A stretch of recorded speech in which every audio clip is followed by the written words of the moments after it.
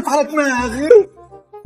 ابعت يا بنت الخساس كل حالا. انا اسود اللي مش عارفين يوصلوا لسعادتك صوتهم يا معالي الوزير. بقى سيدي بالكلام. مساء الخير يا باشا. شيف الحقني يا شيف، مصيبه وطبلت على نافوخي. خير يا باشا. انا شخصيا بتقول ايه؟ لكن ما دام ده حصل مسح يبقى اكيد بيحصل مرمطتني.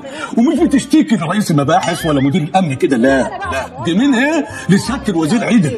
هي دي اللي هي اللي انا قلت لك عليها بقالي اسبوع بحاله يا شيف، وانت ما عملتش حاجه. الرائد فتحي ماشي في الموضوع يا باشا، والتحريات شغاله ما تقلقش. فتحي دي يومه بسنه بيمشي زي السحنفي، على ما يجيب التحريات اكون انا طلعت معاه. اديني 48 ساعه يا باشا وهجيب لك العيال دي. لا تديني ولا تدين، هم اللي هيدونا. هم مين؟ الوزاره. هيدونا ايه؟ مش هيدوك انت لسه صغير. باشا الوزير هيشرب النسكافيه بتاعه هوب يروح ملاسعني فاكس مخصوص زكريا شرنوبي. افندم معاه اسمه